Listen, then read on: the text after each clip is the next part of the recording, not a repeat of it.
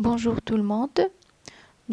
Aujourd'hui, nous allons travailler la proposition subordonnée relative numéro 1 selon le manuel L'heure de français, première année collégiale. Donc avant de commencer, on va expliquer d'abord le titre.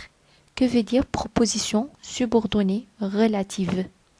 Donc d'abord, une proposition, c'est un constituant de la phrase, c'est-à-dire, et se compose d'un sujet et d'un verbe, ou bien un groupe verbal.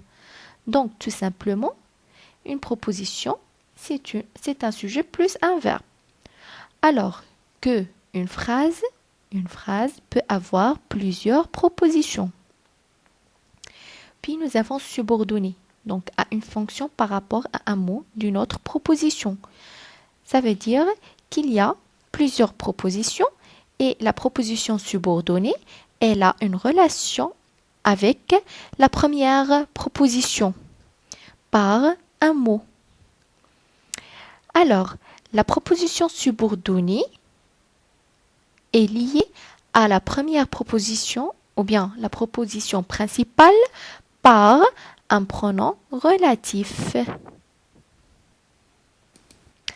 Donc, on va travailler sur un simple exemple. Maman prépare le gâteau. Point. Il est délicieux ce gâteau. Donc, la première proposition, on l'appelle proposition principale. Et la deuxième, on l'appelle proposition subordonnée. Donc, nous avons deux propositions. Proposition principale et proposition subordonnée. Donc, nous remarquons qu'il y a un mot qui se répète dans la première proposition et la deuxième. Donc, le mot répété, c'est le mot gâteau. Alors, pour éviter la répétition, on va remplacer le mot répété dans la proposition subordonnée par un pronom relatif qui convient. Quels sont les pronoms relatifs? Donc, sont, qui, que, où et dont. Alors, au lieu d'avoir deux propositions simples avec une répétition, on va construire une seule phrase en remplaçant le mot répété par un pronom relatif qui convient. Donc, le gâteau que maman prépare est délicieux. Ici, le mot gâteau, on l'appelle antécédent. Le pronom relatif qui remplace le mot répété dans la proposition subordonnée, on l'appelle pronom relatif que. Maman prépare est délicieux. Donc, le gâteau que maman prépare est délicieux. Nous avons dit qu'il y a 4 pronoms relatifs. Qui, que, dont et où. Alors, quand est-ce qu'on va mettre qui? Donc, le pronom relatif qui, on l'emploie pour remplacer le mot répété dans la proposition subordonnée et qu'il s'agit d'un sujet. Donc, le mot répété est un sujet. Donc, on va le remplacer par le pronom relatif qui. Pour que, on remplace le mot répété dans la deuxième proposition et qu'il s'agit d'un complément. Pour dont, il remplace le nom plus de, c'est-à-dire le nom il est lié avec de.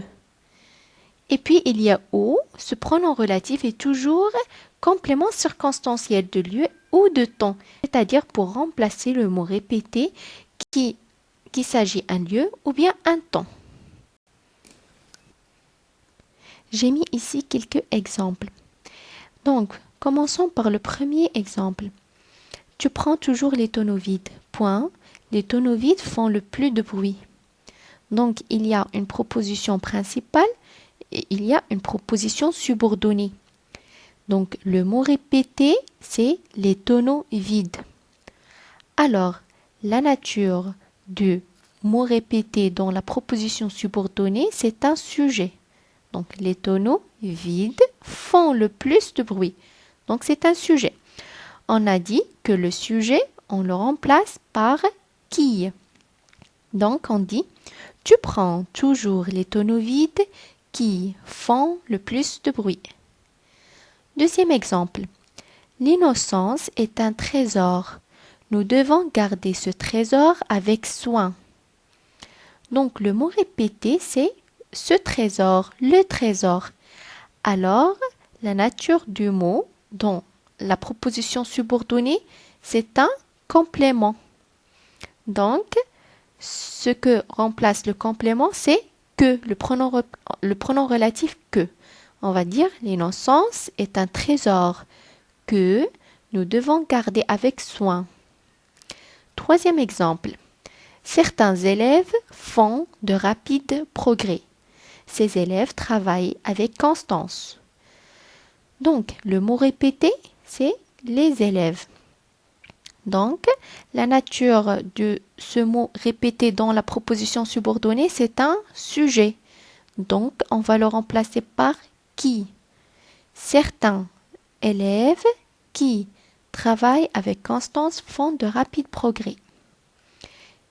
Quatrième exemple, je me souviendrai toujours des bontés. Ma mère me combla de bonté. Donc le mot répété, c'est bonté. Mais attention, dans la proposition subordonnée, il y a bonté plus de. Donc nous avons dit que le nom qui est lié avec de, on le remplace par don, D-O-N-T. Donc je me souviendrai toujours des bontés dont ma mère me combla. Et puis le dernier exemple, les balances sont des instruments très utiles. Les balances servent à déterminer le poids des objets. Donc le mot répété, c'est les balances.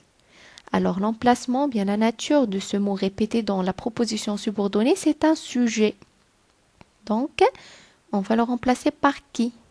Les balances sont les instruments très utiles qui servent à déterminer le poids des objets.